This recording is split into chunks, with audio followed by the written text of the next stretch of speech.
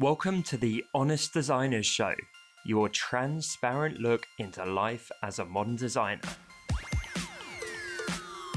My name's Tom Ross and I'm the founder at designcuts.com, and this week I'm joined by fellow Brit and expert hand letterer Ian Barnard, American retro design expert Dustin Lee, and the always talented South African illustrator Lisa Glanz.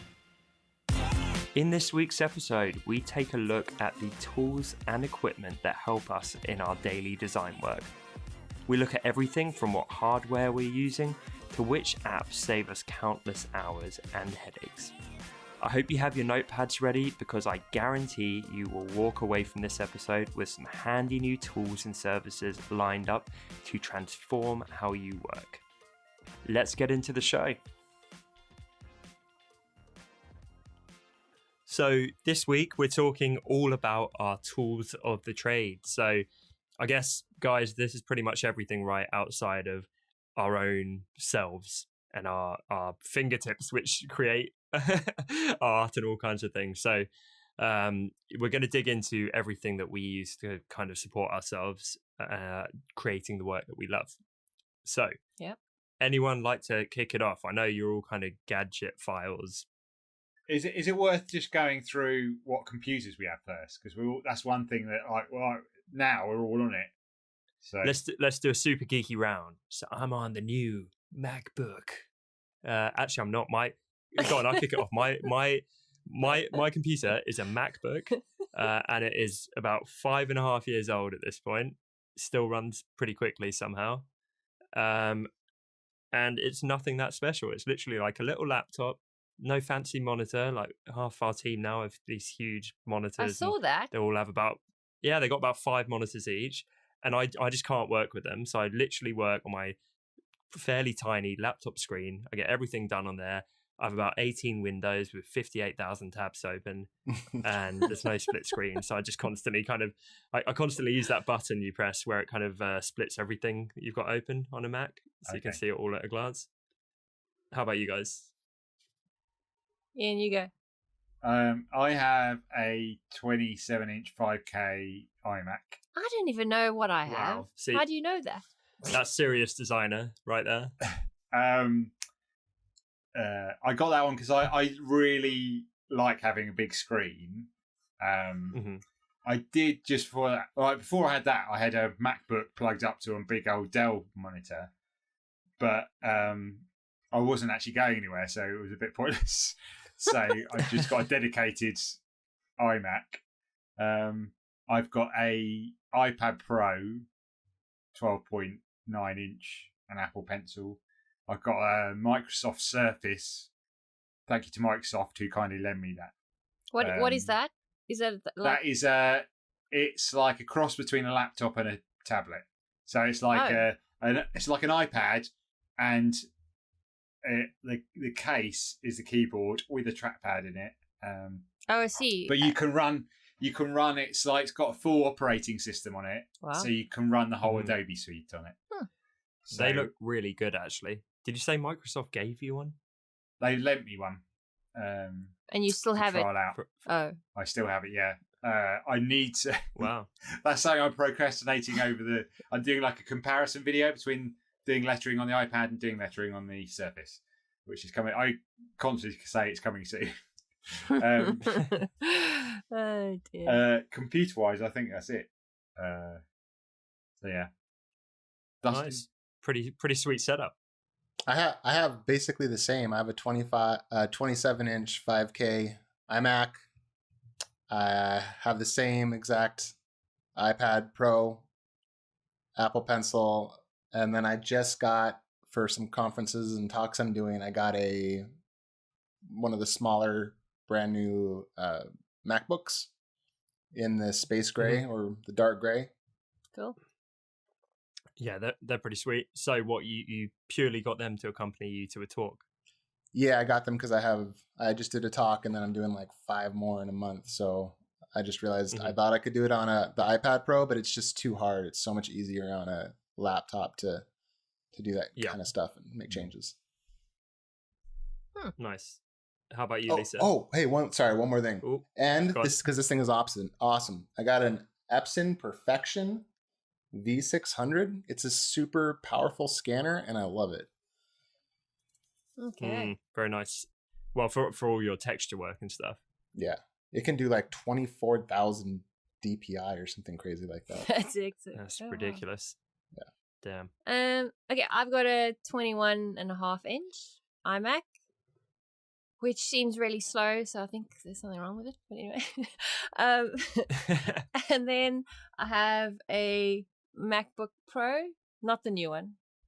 I have an iPad Pro, an Apple Pencil, a really nice scanner. It's also a Canon thing. Yeah, that's about it. And you got it all set up really nicely. Yeah, I'm really jealous of all three of you now. Yeah. I've just got me a 5-year-old laptop. Yeah. I think it is worth noting for this episode that I'm obviously not doing as much design work these days, so I use it more for business stuff. So hopefully I'm going to come through here with some of the apps which people can use. And it should be noted that Tom has the coolest mic setup of all of us. Oh, yes, for sure. Definitely. Oh, yeah, I do have this kind of... we've all got the same microphone, which is worth noting is a Blue Yeti. So nothing fancy, but we are going to upgrade, hopefully, at some point, collectively. We're all going to dip into Lisa's mountain of money and get some new microphones. But yeah, I've got like this... Maybe that's a little Christmas present you can send us all. Yeah. Yeah, exactly. So yeah, hopefully in the not too distant future, the sound is going to kind of jump up another level, although it's already noticeably cleaner, hopefully, than episode 1 a few months back. But yeah, I've got this like chrome microphone guard, which looks ridiculous, but it's kind of got like foam on the inside, chrome on the outside, and it just stops that echo in the room. In terms of software, I presume we're all like Adobe Creative Cloud. Oh yeah. Mm-hmm. Definitely. Subscribers. Is anyone not a subscriber and still working off the old? No. I kept my old ones to test it, but I'm on CC. Yeah, I still have the old software to test, but yeah. CC is it. Cool. And I, obviously we're not doing like an endorsement here, but I'm pretty happy with that. I think a lot of people moan about the subscription thing, but it's I a think no-brainer. It's incredible value. Yeah. I was moaning about it probably like last year, like a couple of years ago, because I was literally only using Photoshop and Illustrator and having to pay 50 quid for everything. You know, I'd like to see one where you could like pick and choose and get different, because there's like either you have one app for like £17 and then, or it jumps up to 50 quid for everything. Yeah. There's no in between. Mm-hmm. I've never understood this beef people have with the subscription model, because when you had to buy the software when you bought it, it cost like $2,000. So now it's like $50 a month or whatever, or even $70. So you're paying $700 a year, or a little over $840 a year.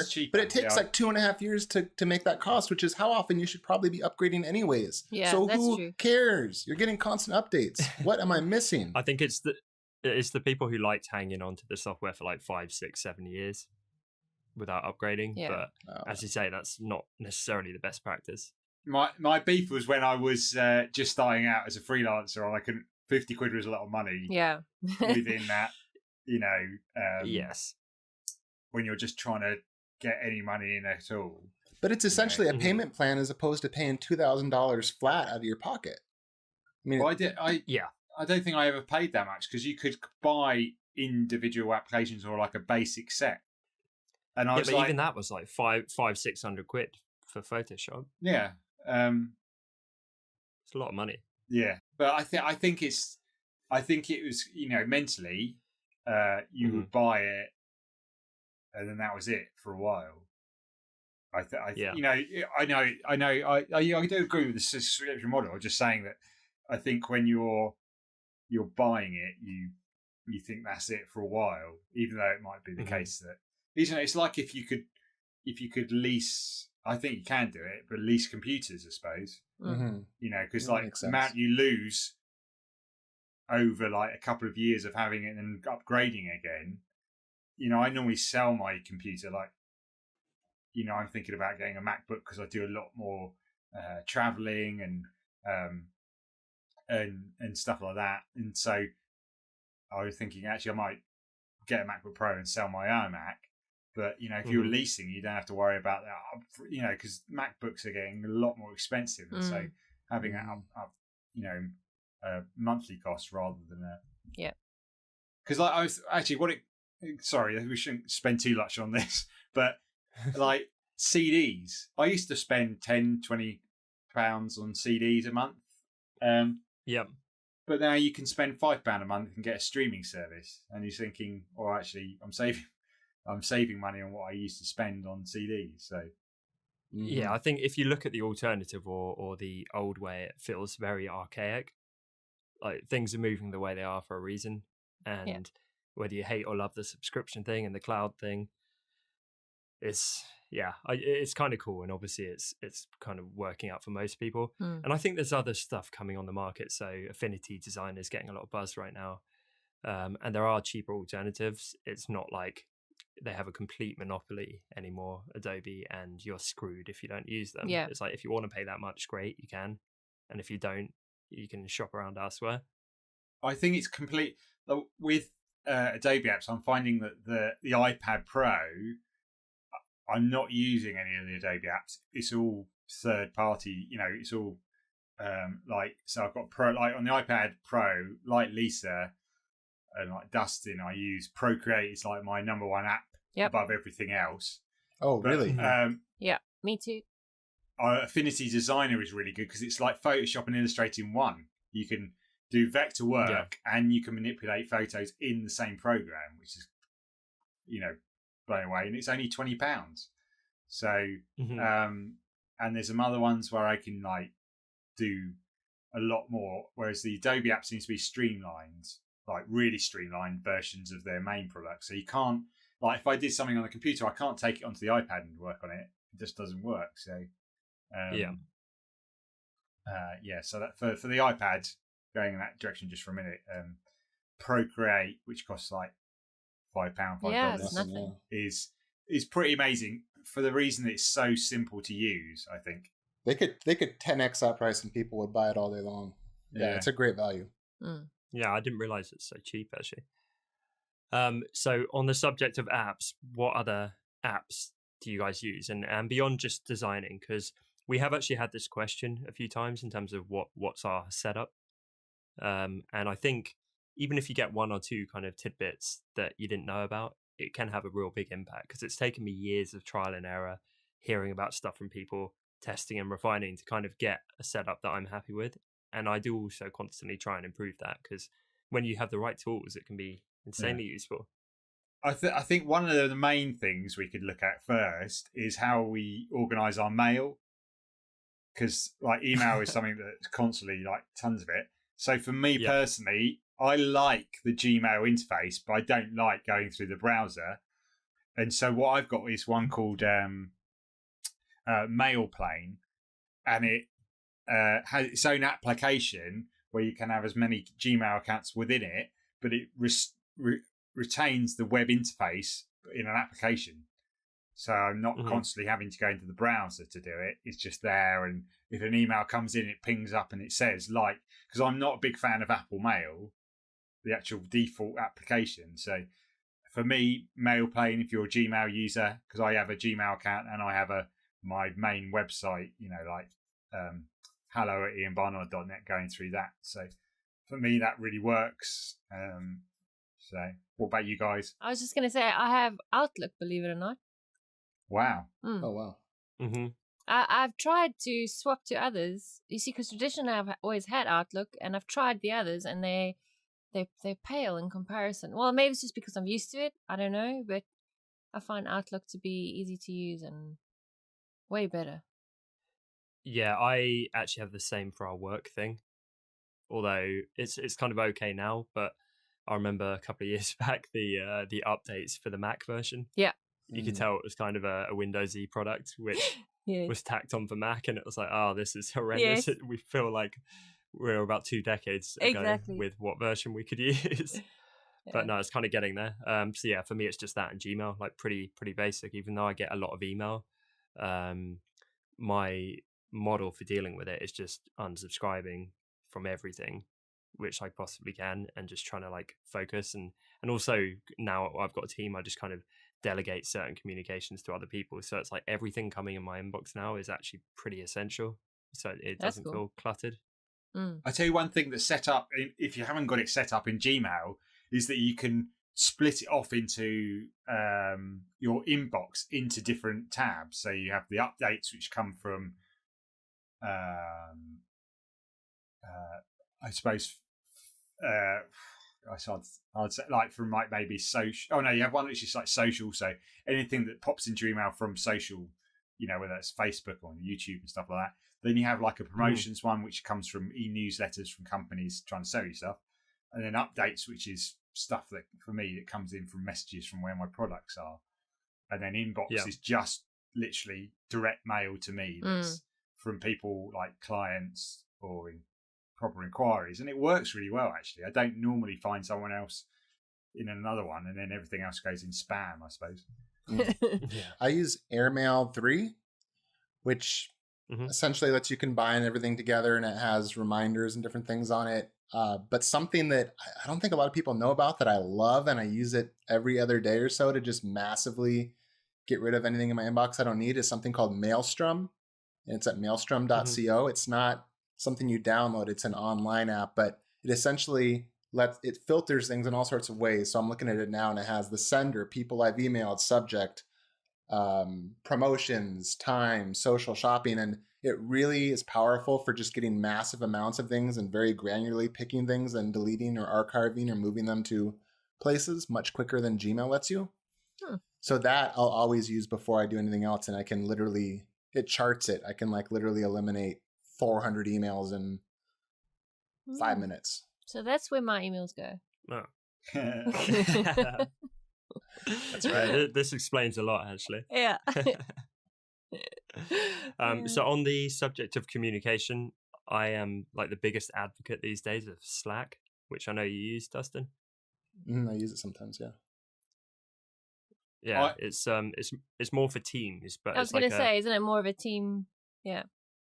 Yeah, it is, but it's a game changer. So we actually had it recommended by someone I know, and it basically pulls everything into one place. So before, if we were needing to do stuff with various team members, you might email one of them and have an email thread back and forth, and then you'd use Dropbox for another thing, and then Skype for another thing.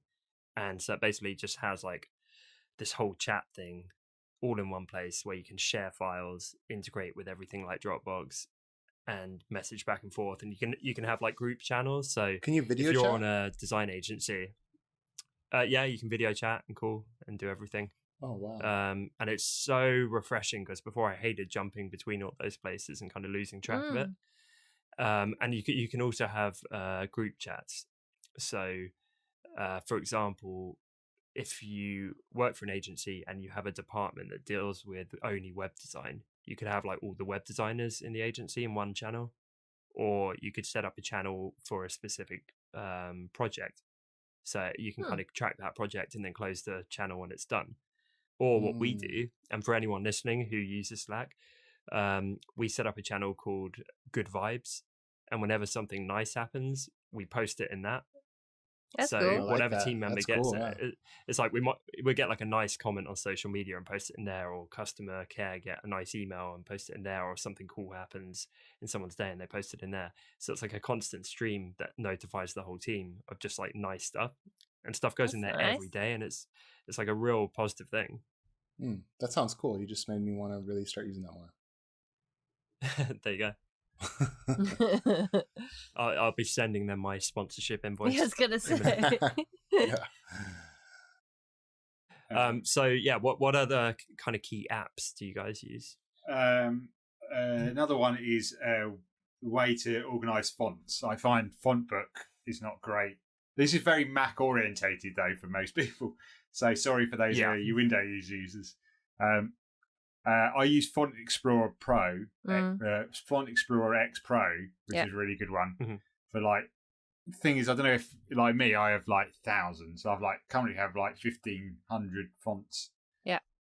In my thing, which has been scaled down quite a lot. So that's quite good for organising. Can I ask you something, Ian? The dream thing which I want is to go in Photoshop or Illustrator, go on the drop down of fonts and have top level categories and possibly subcategories. So it's like go on hand drawn fonts in that list, and then it pops out with like the ones you've added to it.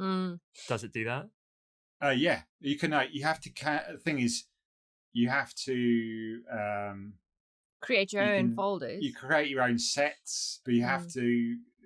I don't think it's clever enough to, unless there's information in the settings of the font. You have to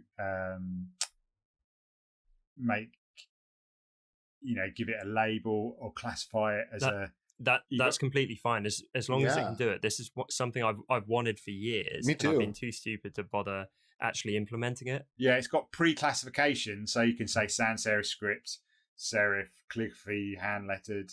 Yeah, Arabic, amazing. symbol. So, what's it called again? This one's called Font Explorer X Pro. Okay, I'm actually making note of this. It's like about £70. Yeah, it's not cheap. $70. What? But joking. What do you work for Font Explorer X here? Is this some sort of hustle you got going on? Yeah, if you click the link on my face / Ian Barnard. That sounds pretty awesome. And I hate, similar to you, I've got about 2,000 fonts. It's like I run design cuts. Of course, I have a lot of fonts. Yes. And all the fonts. And I would say probably I only use about 50 of them on a semi-regular basis. Yeah, it's true. And so every time I do a project, I scroll through like 2,000 font families to find one that kind of might work. And it's incredibly frustrating and time-consuming. But as I say, I've just been too dumb to actually do the research and get a proper font installation thing.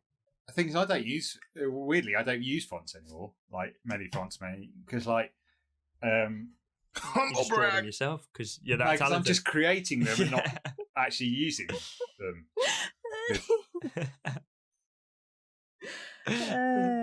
Nice humble brag there, Dustin.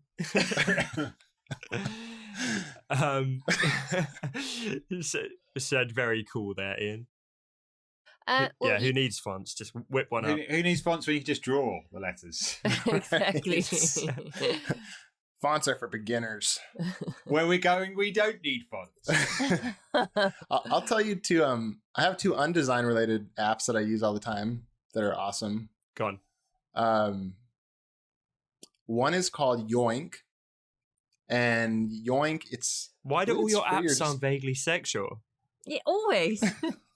That doesn't sound sexual. That sounds like. Oh no, that's kind of like thievery. You click it, it just sounds. Just depicts squirrels. Hey, they call that Yoink. I don't know what to tell you, but you turn it on and you activate it, and then you can drag anything into it. So you can drag images or whatever, and it will hold them on the side of your screen. So then you can pull them out when you need them and move them to somewhere else. That one's extremely useful. Yeah, like if you've ever had to like move a lot of images at the same time or something.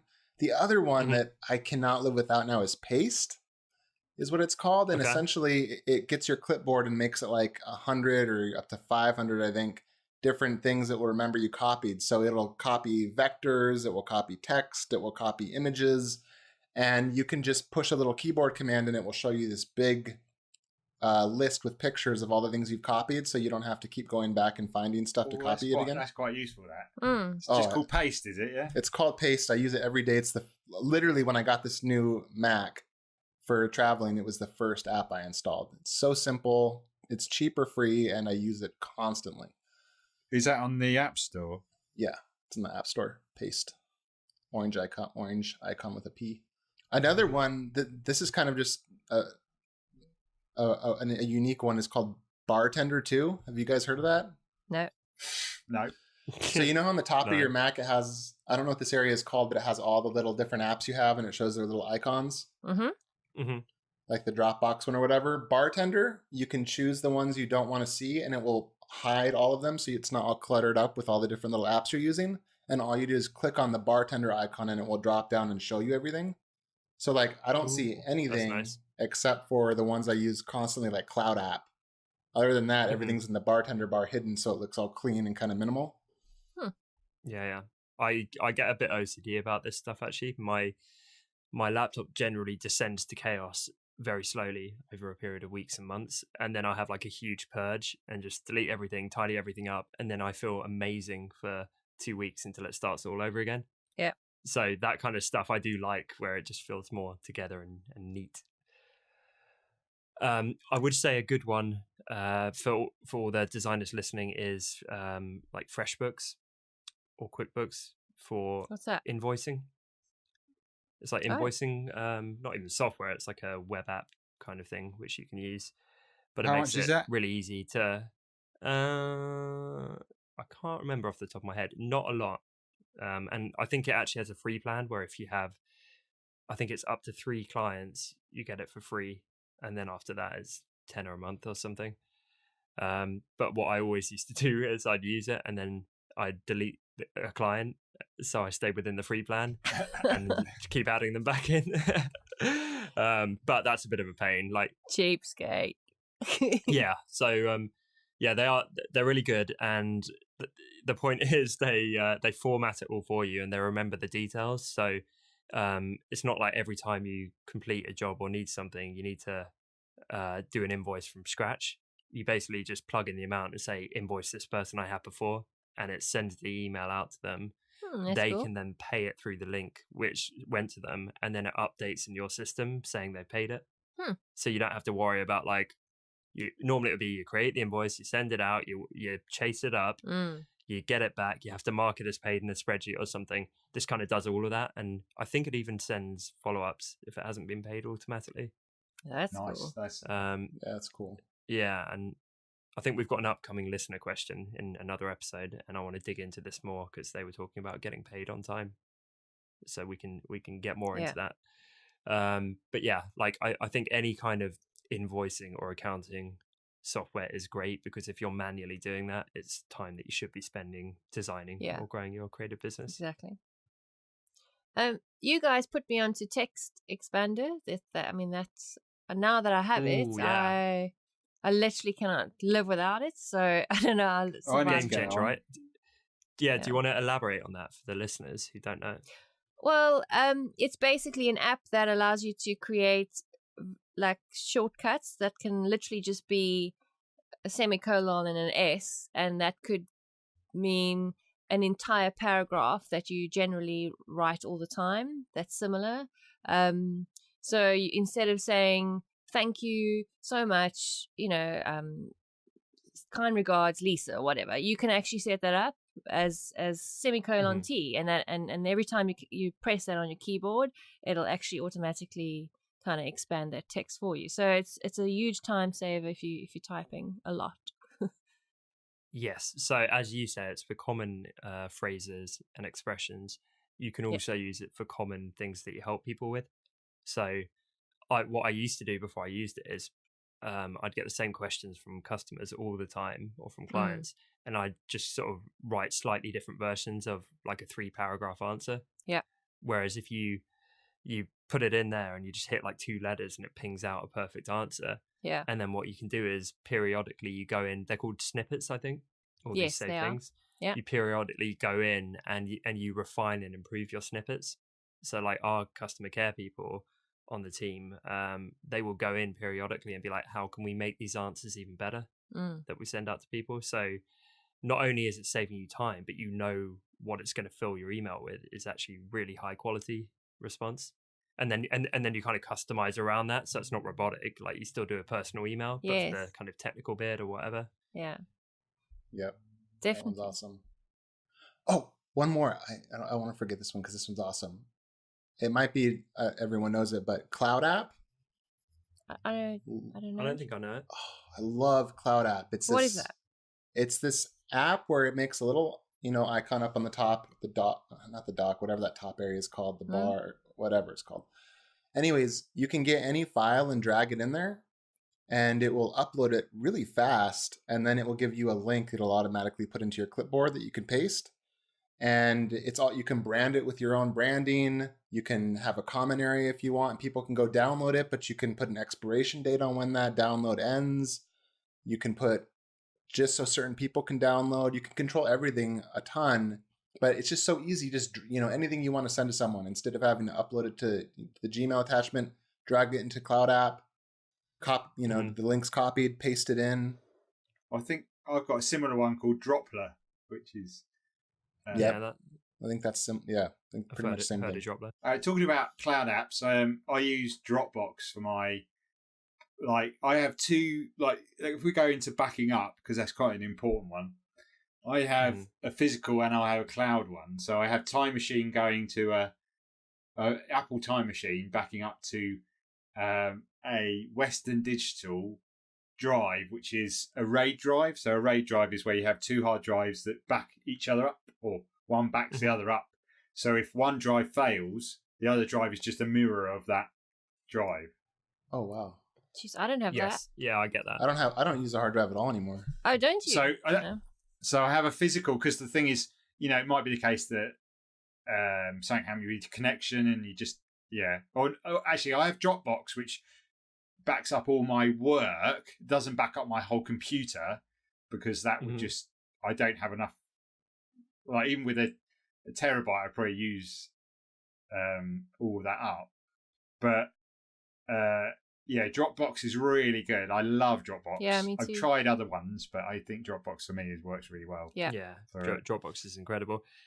While you mentioned hard drives, I got a great tip from someone, which sounds really obvious when you hear it, but I used to do this mistake all the time. And it is, keep your computer or your laptop separate from your external hard drive. Because this has happened to people. You mean, example, if you're going out, you have your hard drive in your room, if you lose it. So people all the time, they take their laptop and their external hard drive in a bag and then lose it on a train or on a trip or whatever, and you've lost everything. So it sounds kind of obvious, but as soon as I heard that, I was like, that is literally me. It was and I didn't realize how dumb that was. No. When I go on vacation, I always hide my hard drive somewhere in the house so that if my computer gets stolen, then at least I have a hard drive. What happens if your house burns down? Well, there is that, but then you got bigger worries. We got high burglary rates, exactly, because all the money's in there as well. Oh yeah, all the money in the walls that place will go up exactly. So fast. Is your mattress really close to your ceiling with all the money buried underneath it? Do you guys sleep a foot away from the ceiling? Hey, it might be fun to talk about things that are not necessarily apps or electronic common things, or just physical things we have that we use or enjoy or make our day better. Yeah. You guys think? Mm-hmm. Yeah. I use a lot of plugged in things. Me too. I have toothbrush. Yeah, I have a couple of paintbrushes. I've seriously, I've got about 1,000 pens, I think. Wow. Yeah, I bet funny. You do. I think it's really important just to have a pad of paper directly in front of you, just for jotting down ideas. One thing that they taught me in university was that always start off the computer. Whatever you're doing, start off the computer on a bit of pencil and a bit of paper, and just jot down ideas. That could be words, it could be pictures, it could be thumbnails. And I just as soon as I came out of university, I just got an iMac and I went straight on the computer for 14 years. And then I was now I'm... God, you must have been blind by the end of that. Sorry? You must have been blind by the end of that. That's why I've got really thick glasses. But now I just everything, is done, ideas and stuff is done just on paper, or maybe on the iPad Pro, but it's similar sort of thing, using a pencil on there. Do you guys get this, where a nice notebook is one of life's greatest pleasures? Oh, yes. If I go in somewhere that sells a bunch of moleskin notebooks and stuff, I love those things. I'm not a fan, because they have they're bound, and so I open it and it's just pings back a bit, the pages. I like just the standard pad that you can fold over and around the top. Although Moleskine does make the soft ones where they actually will stay open quite easy. But they're a lot more expensive than my like. Yeah. I use Rhoda ones, and they're only like about £5 compared to like Moleskine ones. Rhoda ones are cool because they have those really cool dot grids I like. Yeah, I've got some of them. You don't have to spend much on. The thing is, I get through quite a lot of pads, so that's why I don't spend too much money on them. No. Yeah, I'm more sparing with it. We got a huge hamper from a partner of Design Cuts who sent us a bunch of Baron Fig ones. I don't know if you know them. Oh, yeah, these super fancy notebooks, and they got the plain pages, the lined ones, and the ones with the dots. Oh, nice. And they're like some of the nicest ones I've seen. And I was just like, it would have been a great gift regardless, but I don't think they realized my love of those kinds of things. So when that showed up in the mail, I was like, you are awesome. Yeah. I actually find that the most expensive notepads I bought, I don't know, I just didn't use them as much as the inexpensive ones. I don't know why. It's just I find weird. like even though I had tons of field notes, I'd be using computer paper constantly. Yeah, me too. Yeah. We're so environmentally friendly, aren't we?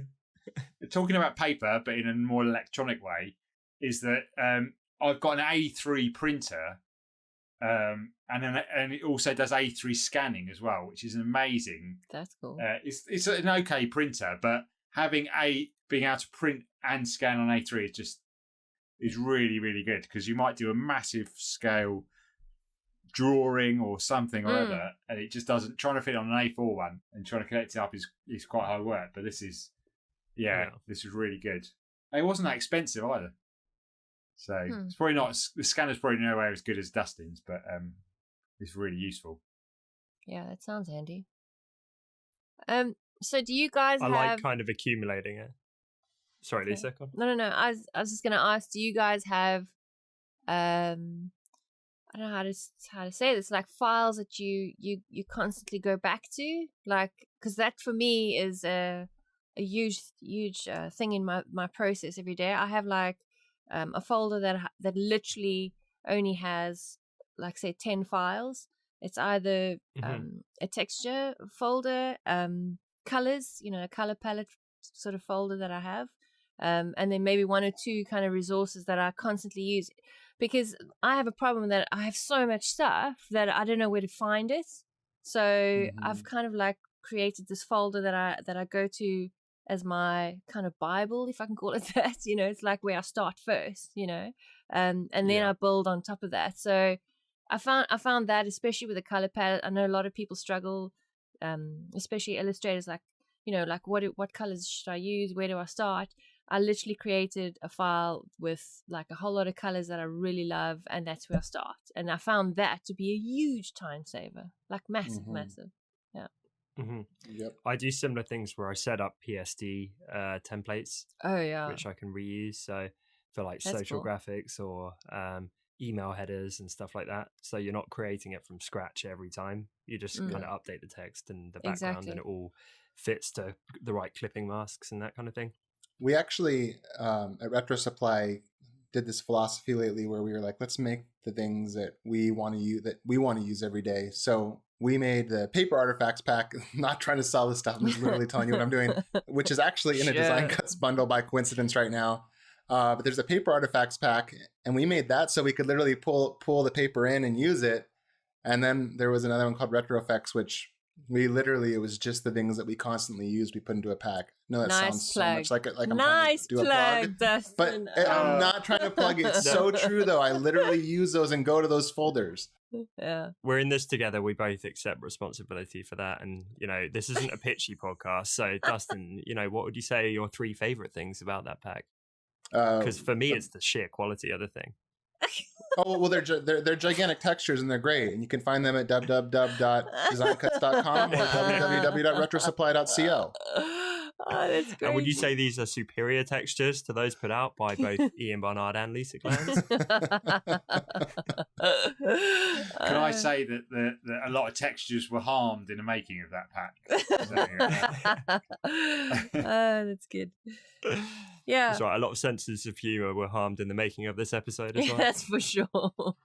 But to circle that back around from my shameless plug, you can make your own. I mean, just by picking resources you've gotten from, Design Cuts or made on your own or from wherever, and you can make your own folders, and it can be, your Joe's folder, and you have your textures and your fonts or your different things that you always love to use. It's a real time saver, no matter how you make your own. Make your own little pack. So true. Yeah, absolutely. Something I didn't mention, actually, we were going through the computer, is that I've got a Wacom tablet.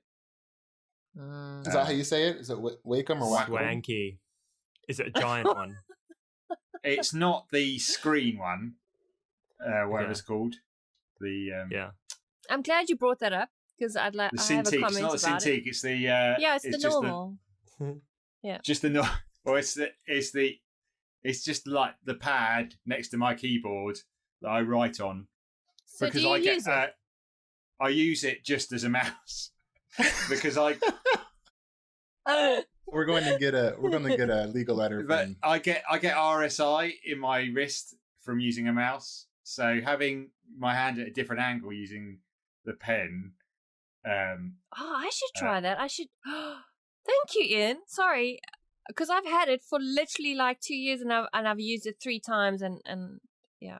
I find it struggle to look at the screen and use a pad that's not connected. There's like, on an iPad, you can see what you're drawing because it's on there. Yeah. Whereas this is like a black sheet, a black device that where you're drawing on there, it's coming on the screen. So like, I was trying out part of Dusty's brushes that we're working on, and they're really good, but I can't draw on the screen. I can't letter in the same way by looking at the screen and not looking at what I'm drawing. So having it like the iPad works really well for me as something to draw on, whereas this Wacom tablet is just the fact that my wrist gets really sore using a mouse. Oh, I need to try that, because that's very interesting. I have the same problem. Mm-hmm. It's also much quicker though for getting around the screen and stuff, and a little bit illustrated, a little bit easier and stuff like that. And when you're doing stuff, when you're just like you're rubbing something out, or it's easier. It doesn't need too much accuracy. It works quite well. Yeah. I'll mention 2 things. These have nothing to do with technology, but I use it every day. I have a Chemex coffee maker. I don't know if you have those, but they're just these glass drip coffee makers that are beautiful, and I just love it. It sounds silly, but I love it. And I make Phil's coffee, which if you're in the States, if you're anywhere, you can order it from San Francisco. I'll order it, and it's delicious. If you want some good coffee, Phil's coffee through a Chemex. Okay. That sounds like another shameless plug. Yeah. Of a brand. I don't work for Phil's Coffee. I'm just trying to do specific things that people can go find if they want to try something. I'm not fussy what coffee it is. If any coffee was supplied by the semis. But Phil's Coffee, you can send me some free stuff if you want. I'm fussy about coffee. Sponsorship again. The honest designers drink Phil's coffee. It keeps them chipper and lively every day. See, we're just planting those seeds for sponsors down the road, Yeah, you got to have good coffee. Sorry. Nice. So, aside from coffee contraptions, which I think is actually something which is probably going to appeal to the listeners, any other things we can think of that would just make people's lives easier? Stuff that we've discovered where we're like, thank goodness for that. I would not be able to live without AstroPad, and I don't have any affiliation with them. But literally, I connect my iPad to my computer using AstroPad, and my life would be horrible without it. So I don't know. Ian, do you use it? Don't you? No, I've got it, but I don't reuse it because I've got a 27-inch iMac. Yeah. And then you have to choose what part of the screen goes onto your, goes onto the iPad. So I just find it too. It doesn't work for me. But I don't need to use Photoshop and Illustrator in those ways for me.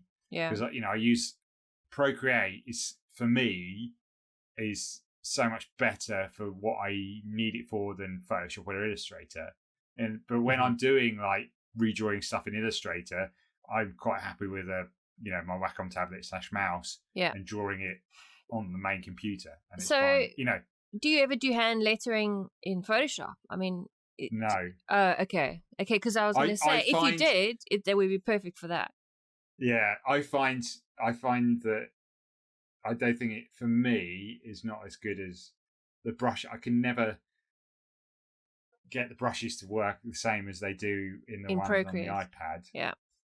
And also the way that Photoshop is, like, there's so many menus everywhere, and it just doesn't suit just having one like pencil and tapping on stuff. Like with Procreate, you tap something and a big menu comes up, and you can just select it. It's, it's for one touch. You can go round, and you can 2 fingers and you do undo, and 3 fingers and you can get something else happen. Yeah. Whereas Photoshop is not.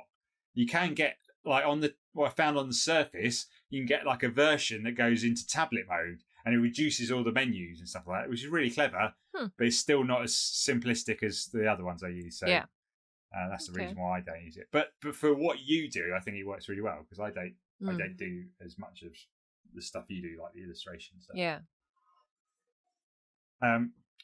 Something else that if you do thinking about doing like YouTube stuff, is getting a decent microphone.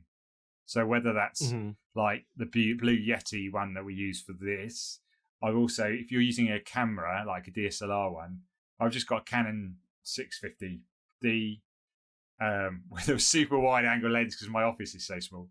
But having a decent audio going to that, so I've got a Rode Video Mic Pro microphone, because it doesn't matter what your video looks like, because you can just use your mobile phone, but having decent audio really helps. You don't, Oh, here's a little hack actually.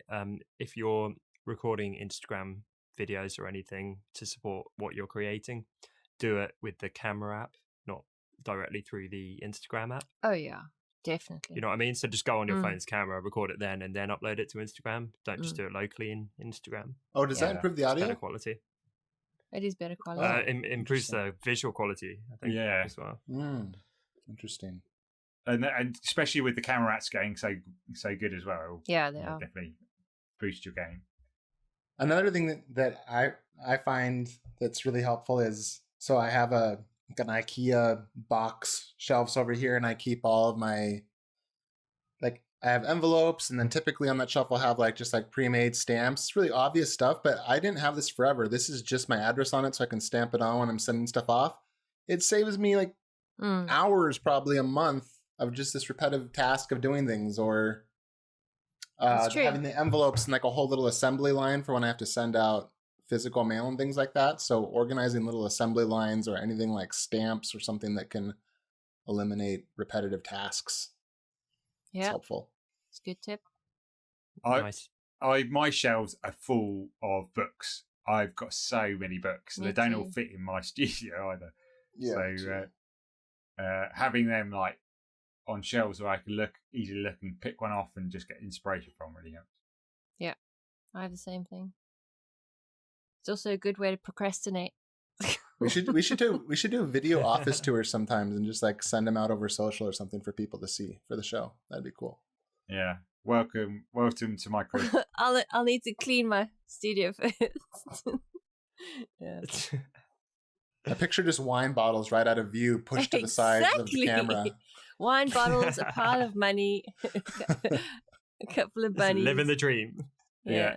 Stroking a bunny like in James Bond, where that guy stroking a cat. Yeah. Welcome to Cache Glands. I don't even know who that was. I have one more thing. I have this. It's a computer stand. It's by a company called Grovemade. They're in Portland, Oregon, and they hand make these wood stands. So I have my computer up on this wood stand.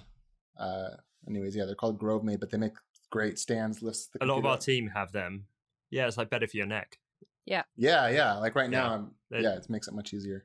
They're not cheap. They cost about $120. It took me 2 years to build up the courage to buy it, but once I bought it, I was like, "Oh, this thing's great." Plus, your keyboard and stuff can slide underneath it, and it makes a clean desk.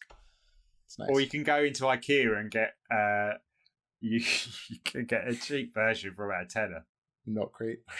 Or you can just use some odds and ends and random books. Yeah. And Yeah, put your I did that laptop on it. forever, stacking books. Yeah. Actually, another thing, talking about that, is what you sit on, because I spend all day sitting. So I managed to, I got mine secondhand, but I got one of those Harman Miller chairs, who's Fancy. like Ooh. a massive chair designer. And it's like I think it's like about a £600 chair, and I got it for like £100. Just because, like, the thing is, if you go on, like, is it Craigslist on, you know, Yeah. but there's like offices are always like renovating and get rid of old stuff. Yeah. And mine was just like, you know, I went on to the UK equivalent, and some in the local town, they were renovating, and I just had one of these chairs. And so it's like, it's really well, what I get is quite a bad sore back, so it has really good lumbar support, and which is really good. But it also has a mesh back, because I get really hot. So It's like your own personal fan. it's like air conditioning for. But it's true. You got to choose Yeah. a good chair. It's absolutely. Yeah. You do. We've got it set up at Design Cuts now, where I actually just sit on interns, so we just get them in. It's kind of That would be so evil. kind of a weird. It's a weird power thing, but yeah. That would be great on a like video tour of your office, It would and you're be. just sitting on it. That reminds me of like that Dave Chappelle skit. Remember that Dave Chappelle skit where like when he was done talking, I can't remember, he was playing some rich person, maybe Prince or something like that. And when he was done talking and he wanted to take a nap, he'd just jump up and like one of his assistants would just grab him and hold him in like a baby while he took a nap. Nice. He'd be like, "I'm out," and then jump up in their arms. Yeah. To be fair, it has been forever since I got rocked to sleep, so just Oh. added that to my week's to-do list. Cool. So, I mean, I was kind of hoping for something really profound this episode, where it was like, but remember, it's not so much about the tools you use, it's about what you do with them and the talent that lies within you. But I actually think the real message is like, bother to go and find these useful apps and tools, because it will save you a ton of time and stress and make your life way easier, and you'll just be happier, and it'll make you better than ever, I think. Yeah. But So I'm a big believer in them. And what we want is people listening to shout out any of their favourite apps, because I'm always up for finding things that are going to help me to be more effective. Yeah, so hit us up in the comments. But I do think it needs to be said that before you spend a huge amount of money on this fancy product like an iPad Pro, whatever, because you think you'll go off site and draw on location. If you're not doing that now with just a pen and paper, you're not going to be doing that with the iPad Pro. So a fancy gadget isn't going to change how you work necessarily, unless you actually are doing it already, I think. But I'll add to that, like some things, if something will save you massive time on something you don't enjoy doing, don't think of it as something that costs you money. Think of it as something that pays for itself slowly over time. So I mean, the Paste app only costs a couple bucks. Saves me so much time of having to like copy and paste things back and forth. I probably save hours and hours. So if something saves you time, it really is free, even if it costs a little bit. Yeah, and also be aware that with these various setups we've got, they took years to accumulate. Oh, yes. And it's not like we were in week one of trying a freelance career and we had no money and that was our priority. It wasn't. The priority is obviously to get the work. But then over the years, you can start justifying it. As Dustin says, with time, if you can say, okay, well, this is going to save this much time, so it's going to pay for itself. Yeah. Or even just, you know what, I had a great year, I'm going to treat myself. But obviously don't prioritize it ahead of running an actual business. Just have it as like a nice bonus, which is going to help you and build it up slowly over time. You don't need to get it all at once. Yeah, totally. I started and was doing just fine, and I was working on a like 3-year-old MacBook Pro on my grandma's kitchen table. It worked fine. Yeah, well, like I said, I'm running Design Cuts from a 5.5-year-old MacBook. Yeah. There's not a lot of fanciness there. The thing is, if it's your main tool that you're using day in, day out, I have no problems investing in, because like if it's much quicker to render stuff in Photoshop, or Illustrator's not waiting half an hour every time I want to move, add some textures or something, it can save you. Like the thing is, I'm only doing one video a week for YouTube. I really want to get a new camera, but this is fine at the moment. So unless I'm gonna ramp it up and YouTube's gonna bring in a lot more money for me, it's not. It's not viable. Yeah. I keep getting distracted by there's a review on the latest Canon, or here's the latest lenses, or whatever it is, and I'm just me in my office, and that's what I film really. So yeah. Although I would say the classic filmmaker thing is the gear matters a lot less than the story and things like that. Yeah, definitely. So with that kind of thing, I think it matters less. But with design, I know. I treated myself like around the time I started Design Cuts, or just before, as where I got this laptop, and it was like 5 times quicker than my old laptop, and instantly I was getting 5 times more work done. Mm-hmm. So I think design tools, inherently you get your investment back much more than, say, filmmaking tools or something like that, where it just makes it look slightly nicer. Yeah. Mm-hmm. Oh yeah. Well, the same thing with like with our microphones. I mean, it's great to make your voice just a tiny bit better in terms of frequency range, but people really obviously care about what you're talking about. Yeah, right. Like, it didn't stop us doing the podcast having a fancy microphone. Actually, talking about we're talking about cameras and stuff like that. I have a screen recording software, which is something I use a lot. Which my one's called ScreenFlick, and it records the screen, but it can also record the audio as well, so you can talk through, which is a great way if you're camera shy, you can just release tutorials of just your screen and you talking it through, which is a great way to promote yourself. Nice. Yeah, that's we use ScreenFlow a little bit. Yeah, I think it's ourselves for a similar thing. I think it has a lot more options to it. Like, this can record all your different keyboard shortcut. Like you're using the keyboard and using the mouse. It can follow the mouse around the screen. It can put a little block of you it can record from your camera as well. So you can have like a picture of you talking, which Tom did like the other day. And you can record it different. You can make your own custom sizes of where you want it to record and stuff like that. I think it just opens up a lot more options. It's not that expensive either, so. Yeah, That sounds a lot better than ScreenFlow, actually. So I was going to say, if it does everything you say, I would probably go with that. I use Camtasia, which I think is similar. It's great. Yeah, that's a bit more high end, but yeah, that sounds really, really good too. Little random one on the topic of videos. So if you're putting videos on your portfolio or anything like that, often it can look a bit unprofessional having YouTube embedded, because at the end it will show related videos that are nothing to do with you, that kind of thing. So we actually use Wistia, who are a really cool video hosting company. Yeah, they're kind of designed for businesses or people kind of doing something a bit more professional, and you can like customize how the player looks. It's really high quality video. You don't get any of that weird related video stuff, and you can even do like calls to action at the end. So if you have it on your portfolio, you could have a video client case study, and then at the end of the video a big button appears saying like click here to hire me or something. Cool. Yeah, that is cool. And do they have like a free, like lower end plan, or is it only paid subscription thing? I have it too. I think it's no, they got a free plan. Oh, do they? I'm not sure exactly what's included, but yeah, I think it's a real solid free plan. Okay. And it embeds so easily, like with no issues with what is it called? Different screen sizes. I'm losing my words. Oh right, yeah, like responsiveness. Yeah, it's like totally responsive, so you can throw it in, and you can even, it has this cool feature where you can make it so if they want to watch the video, they have to enter their email address. So if you're trying to collect email addresses, you can say to watch the video, enter your email address, which is, I mean, there's all sorts of cool stuff with it. It's so neat.